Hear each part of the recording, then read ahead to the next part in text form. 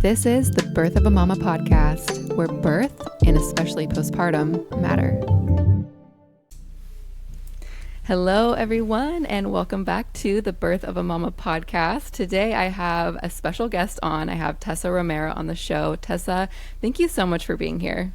Thank you for inviting me. I'm looking forward to reaching out to your community more and hopefully providing some really good insight for them to have a great mindset. Oh, yeah. I am so confident that that is definitely going to happen in today's conversation. I'm so excited to have you. And so let's just dive right in. Will you start off by just telling the listeners a little bit about who you are and, why you do this work around motherhood and mindset? Yeah, absolutely. My name's Tessa Romero. I've been married for 9 years. I have a wonderful husband. We're both able to work from home with our 3 boys around us, and I'm currently pregnant with my 4th child. Very excited about that. I got into this work 6 years ago, entering motherhood. I'd say I had one of the strongest victim mentalities that I've seen, and I've worked with a lot of women, so I feel highly qualified to help. And really, I was really struggling entering motherhood. I didn't know who I was. I certainly didn't have a frame of mind that was empowering me in what felt like unbearable circumstances. I was in that victim mentality, struggled a lot of anger and pent-up emotions and no idea what to do with them. And as I was expecting my first son, what got me into this work was I looked at the way I was treating my husband and I thought about what that would mean I'm going to treat my son like, just given my own behaviors, and it just felt like a punch in the gut. It was really hard for me to sit with, and it's truly one of the best things that I've done to just recognize where I was at, what I was doing, and that I'm responsible for myself. So I dove all into this work trying to figure out what I could do to help myself. And then from there, I figured I have an actual gift when it comes to perspective and healing work and creating tools that make this work easier and more practical. And it's just been 6 years of continuing to create that and do that. And I love, more than anything, the opportunity to make a generational impact. I love working with mothers. And I'd say seeing the way that it benefits their kids is my very favorite part. And it starts in my own home. I see the way what I'm doing has served my kids, and it's served my husband. It's served community just at every imaginable capacity that I could have of it. That's why I'm in this work. That's how I got into it, and I just have a huge heart and passion for it. I love it. It's amazing what you're doing. I follow you on Instagram, and you are so inspiring, and the work you're doing is so impactful. I found you through another guest that I had on my the show, actually, who came on to share her personal birth experience, and one of the resources she mentioned was you, and I hadn't heard of you before, and I found you and I was like, oh my God, I need to pick her brain. What she's doing is so amazing, because the transition into motherhood is not talked about enough, and it's a huge transition, just going from a girl to a teenager, and through adolescence, and then also menopause. These are huge transitional periods in a woman's life, and they're just not really talked about enough, and motherhood is one of those. And so I just so appreciate what you're doing, so thank you so much. Thank you. One of the questions I love to ask all my guests as well is, if you had to describe this huge transition into motherhood in just 3 words, which would you choose and why? I would say what I needed. If I just had to sum it up in 3 words, that's what it is. What I needed. It was far from what I thought it would be. It was far from what I would describe at the time as what I wanted. And every single moment of it, every single late night and early waking and goodness, engorgement that I experienced, every single detail truly is what I needed. That's beautiful. I love it when someone uses it to make a sentence with the 3 words.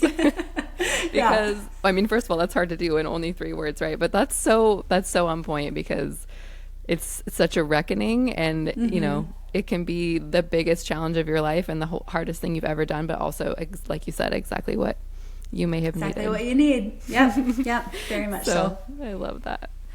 Well, becoming a mom can feel a lot of ways to different people. And in my experience, interviewing other mothers on this podcast, some common themes that I've seen are things like overwhelm and exhaustion and chaos, among many other things that can kind of be deemed as more negative. And, as a new mom or even a seasoned mama, how does one deal with these negative realities? Yeah, definitely. There's a lot of wonderful answers to this question and a lot that we can dive into that would give your community and anyone listening to this practical ways to help themselves through any way that they feel. And I feel very hopeful that our conversation is going to lead us to a lot of that too. So to start, I would say routines provide safety, not just for our kids. We hear that a lot in parenting, that routines and boundaries provide safety for our kids so they know what to expect. And the reality is our entire nervous system functions better when we know what to expect next as well, and we keep those routines for ourselves. So I would say a great way for us to practically help ourselves is to really examine the routines we have set up for ourselves.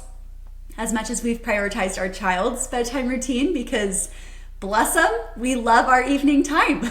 That's quiet. We also need to stay accountable to the nighttime routine we have in place for ourselves. What are we doing before bed? How late are we staying up?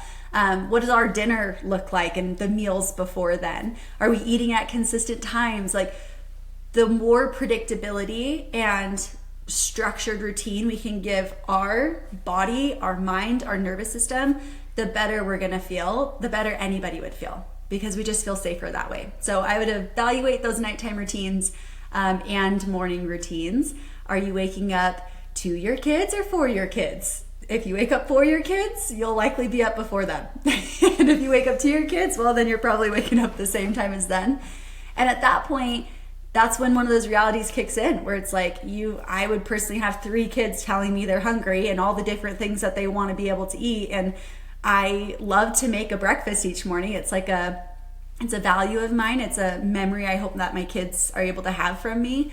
And that can feel really hard to do and meet that vision that I have of my motherhood when I haven't taken care of myself first, especially the times that I didn't get enough sleep and I stayed up late scrolling my phone, or I had sugar before I went to bed, so I was restless while I was sleeping, just factors like that. So first thing I would just say, really evaluate your routines, because they're more than just being productive or being intentional. They truly do provide safety.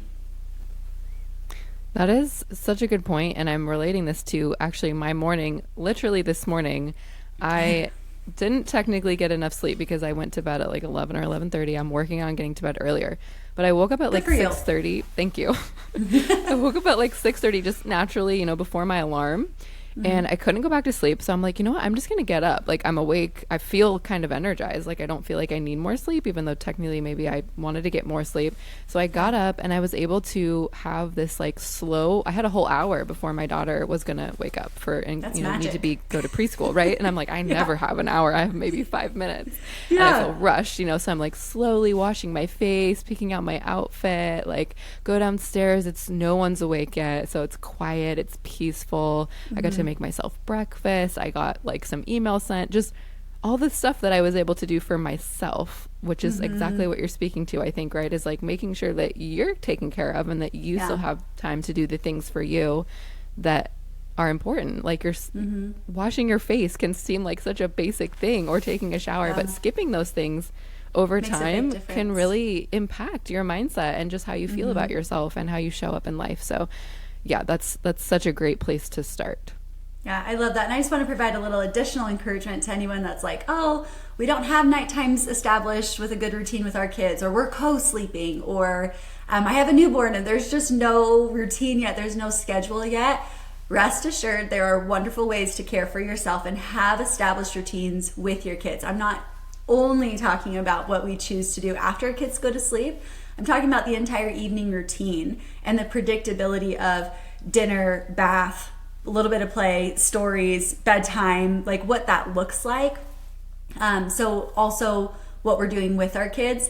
And one more piece of encouragement. I have my oldest, who's 5, and he has been an early riser since the day he was born. Just bless him. The kid He's just very eager to start the day and purposeful with the day that he's been given. And as much as I resisted that and truly despised it for a long time, he's become my greatest accountability buddy in the mornings. I mean, he just naturally wakes up at 5:30 every morning. Like 6 a.m. is sleeping in. So, oh my gosh, yeah. It's fascinating to me though, because I'll feel myself wake up a little bit sometimes before my alarm, and he's already like squirming, wiggling, like he knows that he's up.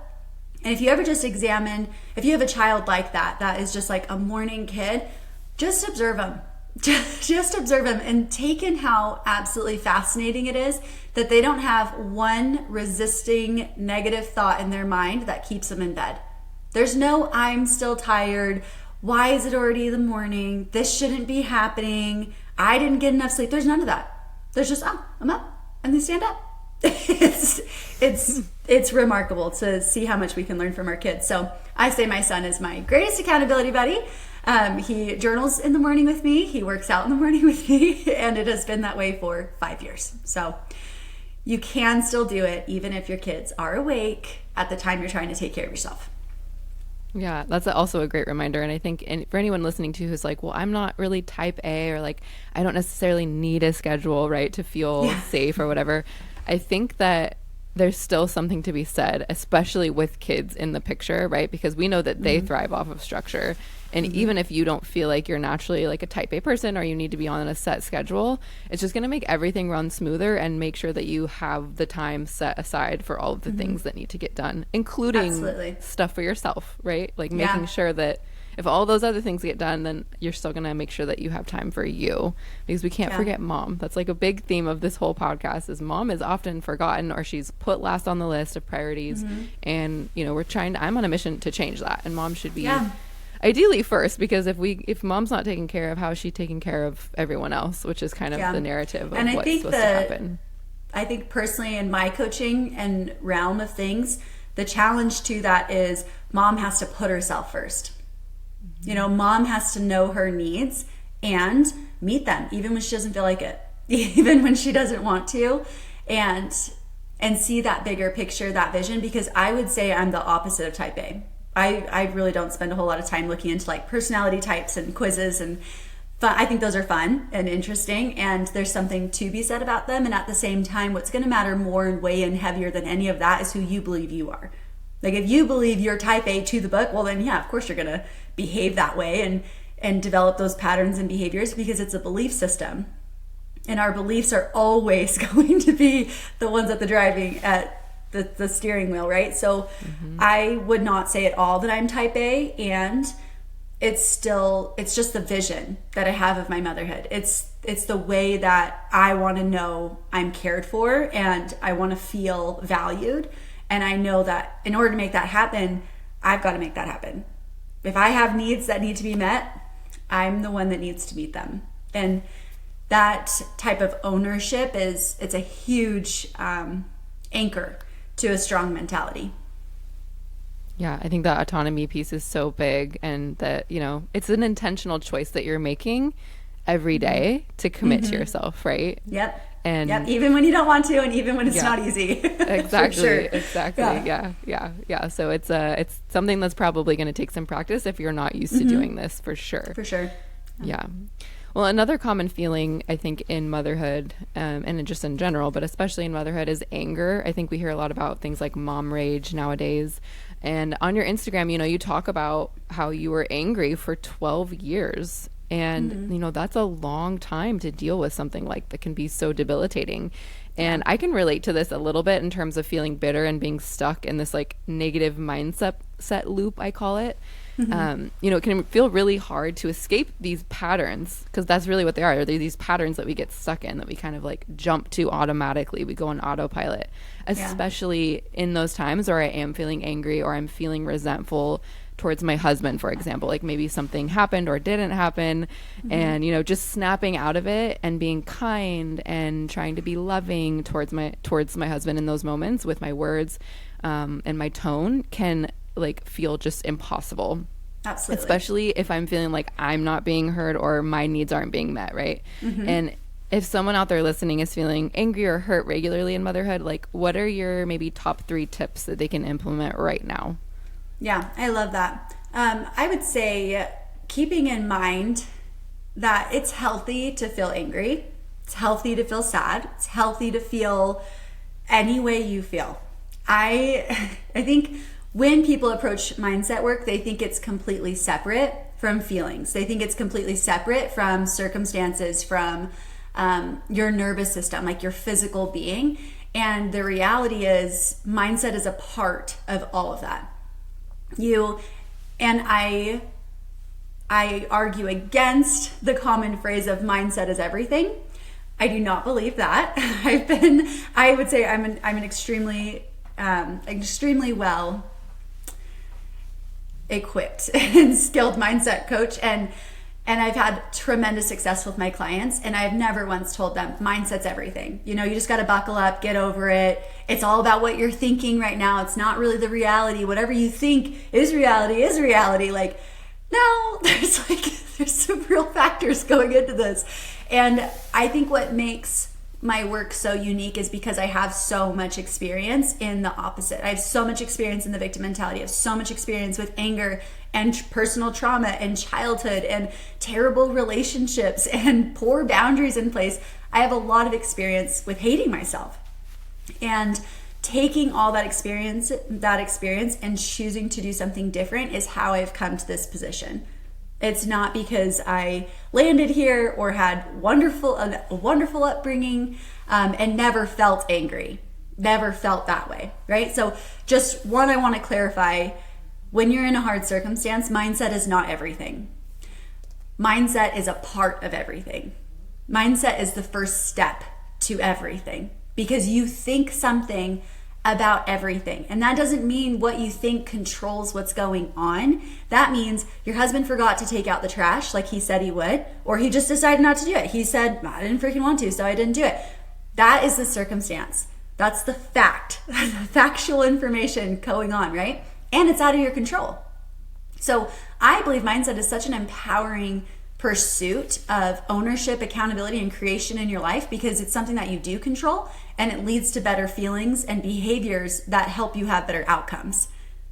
It doesn't mean you control everything though. So when your husband forgets or decides, I just didn't feel like doing that, so I didn't. you never know. There's a wide range. There's a wide range of what it could look like. When that happens, you're presented with an opportunity of what you're going to think about it. You could think some really hurtful things about him.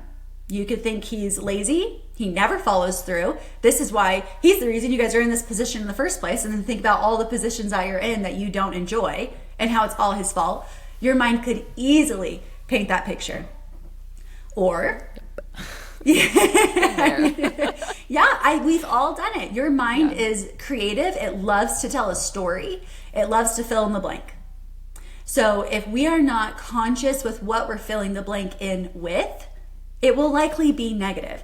There was a study done in 2005, so it's a bit older. It's still just as fascinating though, and it says that it's a neuro facility. I'm forgetting the name of it, like a psychologist institution, and they said in this study that we have upwards of 60,000 thoughts a day, and of those 60,000 thoughts, 80% of those are negative.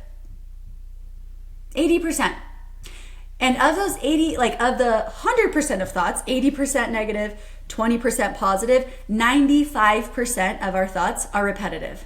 That means we're thinking the same thing that we were thinking yesterday, and the day before that, and the day before that, and the day before that. And it's this very rare 5% occurrence that we're actually conscious enough to say, you know what? Here's a brand new thought, a brand new perspective about him and the trash, or him not feeling like it. And that new perspective, this is where I'm saying, or you could choose in that moment to see, I've done that too. I've said I was going to do something and I didn't feel like it. And I just flat out said, I don't want to do it. So I didn't do it. The laundry, the trash. I mean, we could use the same freaking examples. They apply to us too. And when we put ourselves in that position, how are we going to go talk to our spouse when we remember I've done that too? So mindset is our first step. It's not the only step to take, because we still have choices in our language. We still have our feelings that come up and our chosen behaviors that follow, and those all accumulate to an outcome that have several factors, right? So when you choose a perspective intentionally, you're tapping into that 5% and breaking those repetitive patterns to decide what is a new thought that I would love to have on repeat.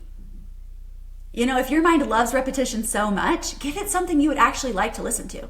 That's my point in mindset work. Like, why are we feeding ourselves and allowing our mind to have on repeat things that we just cannot stand hearing?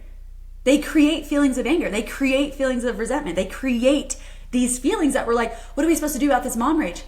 There's always a reason why. Get to the root. You want to know why the fruit is there? Look at the tree you planted.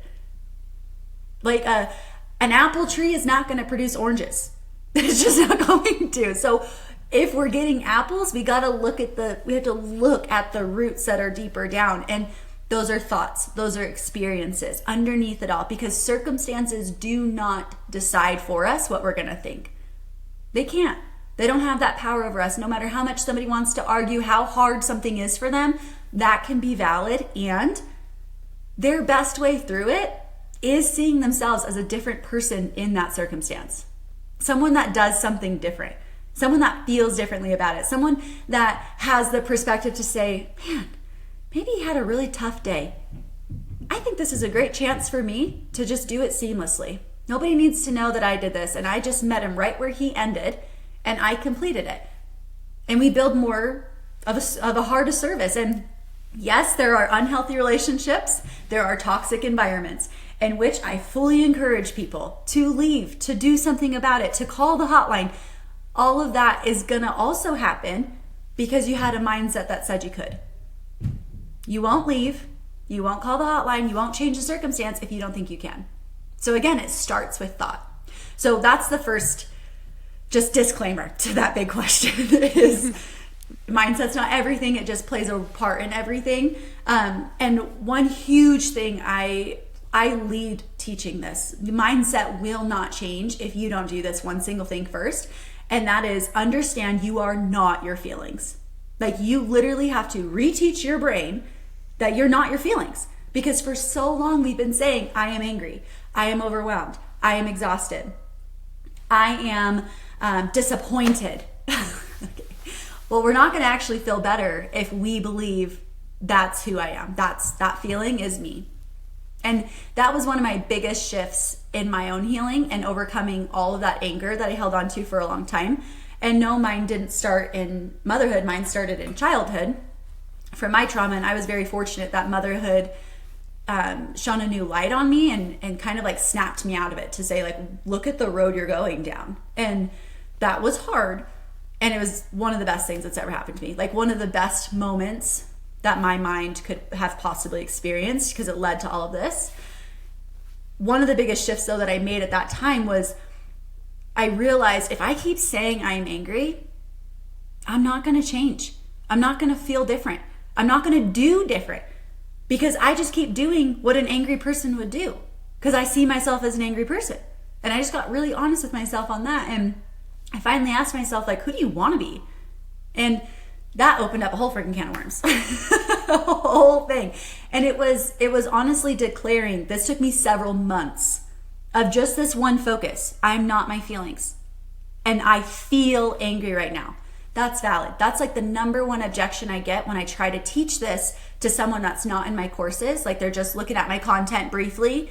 They say, well, you know, my feelings are valid and I should be validating my feelings. Like what I'm just supposed, like how is this mindset stuff supposed to be sustainable if I'm just constantly suppressing my feelings? No, we see that's a misunderstanding. We just misunderstood what was happening. You can experience every feeling. Every single one is meant to be felt. That's why they're called feelings, F-E-E-L. You gotta feel, and it's an active thing happening. Ing, it's a verb. It's a feeling. It's just happening. And when we view it that way, like, okay, I am a conscious being that feels angry. So who am I as a conscious being? You're one of 8 billion people on the planet. You are unique. Like, you are here on purpose and with purpose. And guess what? We share emotional experiences because they connect us. They bridge the gaps between people. They help us say, I've felt angry too. They help us look at our husband sitting on the couch that didn't take out the trash and say, yeah, I felt really tired too. Or really defeated someday. Really disappointed one day. How can I help, right? And then we view it as like, he's not his feelings. I'm not my feelings. What can I actively do instead? So one, you're not your feelings. When you feel angry, one of the most powerful things you can do is just say, I feel angry. One of the worst things you can do is say, I am angry. I feel angry allows you to look at the feeling and ask yourself what you're going to do about it, how you could help yourself. I am angry, it just perpetuates it. This is who I am. So now I'm going to go yell at my husband, and then I'm going to lash out on my kids, and I'm going to throw the dinner plate that's going to shatter everywhere, and then I'm going to feel like a terrible mom, and then it's just going to confirm to me, see, I am angry. It's just who I am. I can't change. And the whole narrative continues. And it sounds so simple. It's just that important. We are not our feelings. Feelings are truly just vibrations. It's just an energy in motion. That's it. It's not who you are. It's not something to fear. It is a way you feel. And every single feeling you have is valuable. They provide a message. So if you view it as my feelings are messengers, what is this feeling trying to tell me? Then you can gain helpful information from the feeling and have an honest, productive conversation with your spouse where you both feel heard. How are we ever going to feel heard if we don't even know what we're trying to say? We haven't even stopped to listen to the message. It's not about other people listening. It's not about other people saying, oh my gosh, you're totally right. I'm so glad you just said all of that. Like, how is someone else going to listen to us if they don't even know how to listen to themselves? That's not going to work either, right? We have to first be able to pause and hear our own thoughts, hear our own emotions out, and understand what they're really trying to say. Because anger may be trying to say, you may perceive anger as coming in to say, this always happens. This is so unfair. I shouldn't have to put up with this. And really, that's not what anger is trying to say. That's not what anger is trying to say, because anger is a secondary emotion. It comes in to guard something more vulnerable, like hurt or fear. So what's the underlying fear underneath the anger? What's the underlying hurt underneath the anger? That is the message you need to listen to. That message says something like, I feel afraid that I don't know how to support him when he's having a hard time. So anytime, any sign of him having a hard time, I feel so triggered by. I feel like it's going to get worse. I feel like I don't know how to help it. I feel like I need to fix it and I need to rescue him. And I know I can't do that. And it feels terrifying. And yet that is so much more true. Going up to your husband and saying, look, I instantly feel afraid whenever I even think you're having a hard time. And I want to be better at that. I want to be able to support you when you have hard times. And I need you to help me learn how to do that. Can you give me an example of what it would look like for me to support you right now if I'm thinking you're having a hard time? Maybe he just says, I appreciate that so much because I am having a hard time and I feel like I'm failing and like I can't do anything right and I haven't gotten my tasks done around the house and I just got chewed out by my boss at work and somebody else didn't do their job right and I haven't spent any time with the kids this week. Like, people are good. People are good. And when we believe we are our feelings, we make it out that someone has to be bad in order for us to see something good come out of it, so to see some progress, to see some growth. In order for us to be right or to be good, somebody else has to be wrong and bad, and that's just not true. We can both be good people, doing the best we can and needing more connection with each other. So that trash example is so simple, and the message out of your mouth is different when your perspective is set on, what is my feeling really trying to say? Anger isn't really trying to tell me that I have a terrible husband because he didn't take out the trash. That's not what, no. Anger is here to guard something more vulnerable. What is it trying to guard? Fear. What do I feel afraid of? And get clear on that. That would create an entirely different conversation with our spouse sitting on the couch that didn't take out the trash than saying, of course you didn't take out the trash again. This is just one more thing on my list. Imagine changing that entire dynamic, and the next time you have a hard time, you just taught your husband or your spouse how to communicate with you in a better way, because you led the way, not because you sat down and told them what to do. You showed it.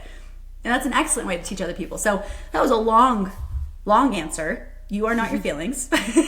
When you feel something, call it a feeling, and remember who you really are. Protect every single I am statement that you allow your mind to have. If it has an I am statement that is unworthy of you, remember that's just a thought. It's not a fact. And you don't have to associate with it or attach to it. Upwards of 60,000 thoughts a day, you better believe a lot of those are made up. Just a lot of, clutter floating around up there. Oh, yeah. Oh, yeah. Oh my gosh, this is so good. My brain is like spinning a million miles an hour, and I'm just like sitting here staring at you, like absorbing. Oh, I could just go on and on. The hard part's stopping. I love it. You're so resourceful. And I'm like, applying this to my own life, because these things are very real and true to me. And these are daily things that I deal with, Same. and I struggle with the pattern of like thinking those thoughts about him, about he's just lazy and he always does this. And of course it's going to fall on me. And of course, blah, blah, blah, blah, blah, insert negative BS thought here, right? Yeah. It can be anything. Yeah. And that really hit for me, that it's just a one word swap. I am versus I feel. Yep. It doesn't have to be complicated. Right. Like that's so simple. And for me, it's like, I almost want to brainstorm like some I am statements. And then when I'm feeling a certain way, I can ask myself like, okay, wait a minute. I'm not angry. Like that's not who I identify as. I'm not this anger person, right? I am these other things. And maybe I list like 3 I am sentences. And then I remind myself that this anger is really me trying to communicate with myself.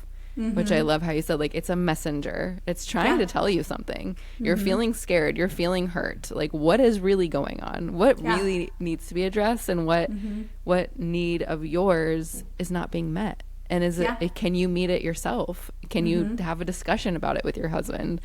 That's what's really going to maybe not solve it, because it's going to keep happening probably, and it's an ongoing practice, but like that's a step in the right direction for sure, of removing that from your identity of like, I'm just angry and he's just this, and like there's if I keep asking him to do things and he doesn't do them, like there's nothing I can do about it, because that's just the way it's going to be.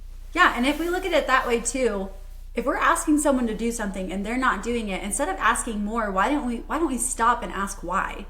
Like, what's happening? Because it's likely what you're asking for isn't that unrealistic. Maybe it is, and that could be a good why to find. Like, I have some pretty unrealistic expectations and standards in place that I could work on that.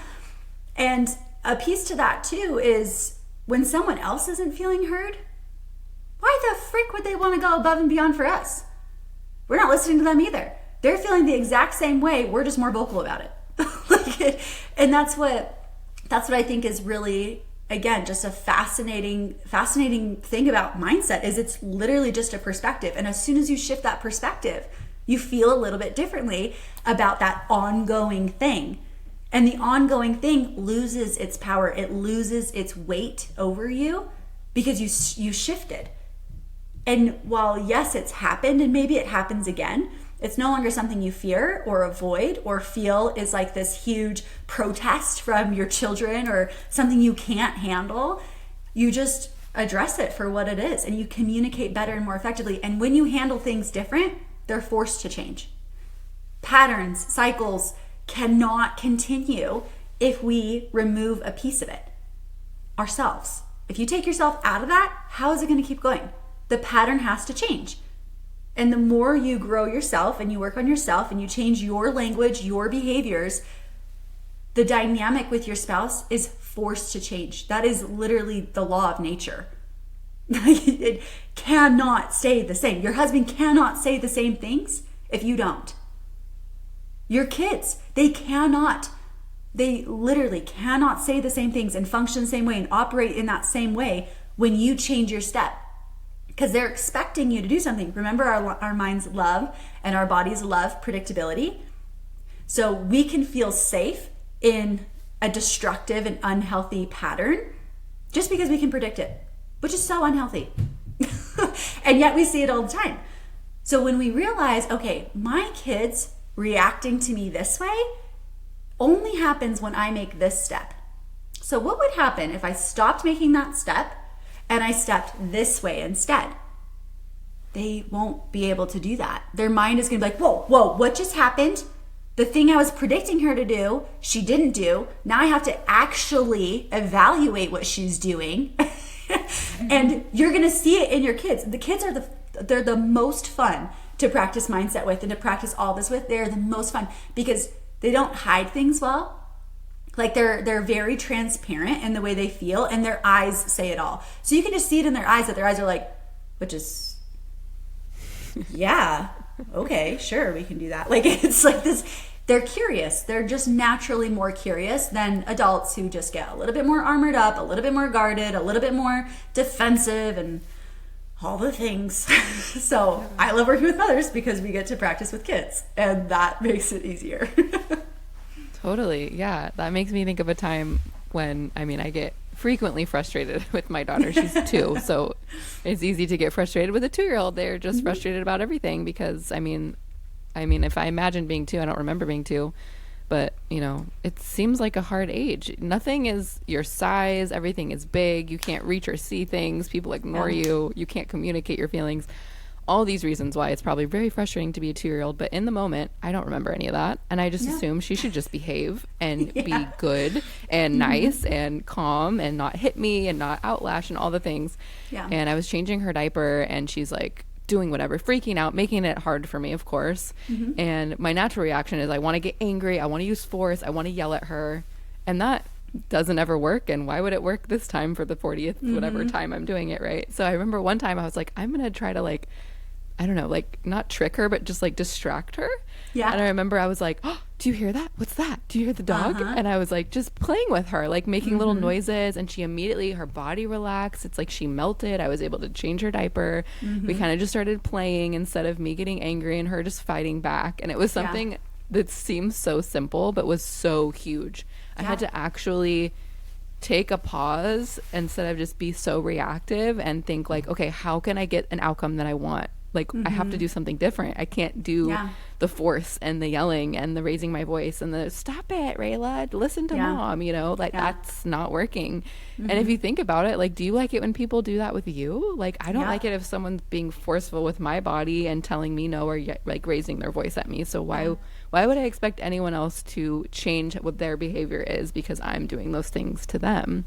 So I think that pausing and that conscious decision, that intention is so key here, but also can be the hardest part to actually do that pause. Yeah, and a couple of things on that too. One, we have to realize the way we speak to whether we like this reality or not, the way we speak to our kids models a behavior. We're modeling a use of language, a phrasing of words, and they're going to repeat it. So if we say no quite a bit and we're like, gosh, my kids just always say no. I tell them to do something, they say no. Just pause for a second and ask yourself, how often do I say no to them? Have I created a normal where the word no is just frequently used? Maybe. And past that, with, just language in general. Are you saying things to your kids that you would love for them to say to you? That is a huge point of accountability. And I'm telling you, this work is freaking hard because there's so much self-reflection involved. It's no longer a focus on what your kids are doing, what your spouse is doing, who said what to you. It's not about that. It's truly just about you. It's a singular focus here because you are the common denominator of every single relationship you're in, every single circumstance you find yourself in. If you're in it, you're the common denominator to your life. So what's the most effective thing to focus on is you, because you're in it all, right? So that's that first part. And I just wanted to track back a little bit to when you said, I feel like I just need an I am statement, 2 or 3 sentences, and I can kind of pull on that when I'm feeling a certain way. Yes, from the freaking rooftops, praise it, amen. That is what we need. We have to know and rehearse repeatedly who we are. Your mind loves repetition. So one of the, again, I experience a lot of objections, concerns when I work with women, or or put content online, one of the things I hear is, well, I don't want to just like repeat myself. Sister, let me just freaking tell you, your mind is constantly repeating itself. Remember I told you 95% of your thoughts are repetitive? That's all your mind knows. It's all your mind knows how to do is repeat itself. So thinking that you need to write something new every day, you need to have a different I am statement every day is foolish. It's foolish because then your mind's never really going to learn it. It's never really going to adapt to it and figure out what does that mean, right? To create meaning of, if I say, so my first I am statement, I told you I had to decide, like, I am not angry. It is not who I am. Sometimes I feel angry. I am just not an angry person though. It's not who I am. And I said, okay, well, who do I want to be? It opened a whole can of worms. Well, the first worm of this was I am intentional and I am productive. Because I was so sick of seeing myself stay in my pajamas until 11 o'clock and lay on my living room floor constantly saying that I am exhausted and I am tired with my little baby next to me, just counting down until his nap where I could get a break. And I truly could not stand where I was at and what I was doing. And I knew, again, a blessing of motherhood, our kids are innocent. They're innocent. They're born innocent. They don't cry to upset you. They cry to communicate. Like, they're just doing what they know how to do. And just like you said about a 2-year-old, it is hard to be a 2-year-old, to have someone else deciding your entire day and schedule, what you can and can't eat, what you can and can't drink, when you can be outside and for how long, and what you can do outside. You want to play in the dirt? No, you can't play in the dirt. Could you imagine? I mean, I know we've been through it too. That just sounds awful. Like the worst day of my life. Like that sounds awful. Yeah. So in that though, when we realize, okay, I need to decide who it is that I want to be. And I wanted to be intentional and productive. I wanted to be the mom that makes use of her time, that establishes routines and systems that I can thrive in with my kids. And I only had one at the time. I knew I wanted more. And I was like, how the frick am I going to have more? Like, I'm already in my pajamas until 11. So it was just this one step at a time unfolding and progression of things. It was exactly what I needed. Like when you say what was motherhood, what I needed. Like that's what it is. That's what it was. That's what it's, I believe, always going to be for me, even when it feels really challenging. And my first I am statement was I am intentional and I am productive. And it changed my morning. Yeah, it changed my mornings. Like my son was going through, just sometimes he was waking up at 4:30, 4:45, and it just felt like it was getting earlier and earlier.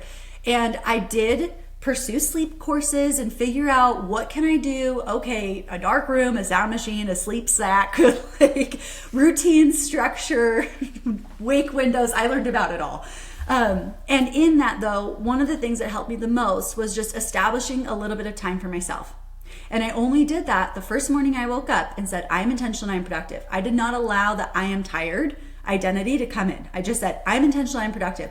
I got up as soon as I heard my son cry, didn't need alarms at that point in time, got up, I gave myself 10 minutes. If he was crying for 10 minutes, I found peace with that because it mattered more to me who I was when I walked in his door and how I greeted him in the morning than being there right away. Like that was the point I was at. And that was the decision I made. And I, bless you in the decisions you make. So that's what I needed to do. And in that 10 minutes, though, I didn't just sit there and ruminate on how unfair this is. No, I got up, I got dressed, I brushed my teeth, I brushed my hair, and I put on my mascara.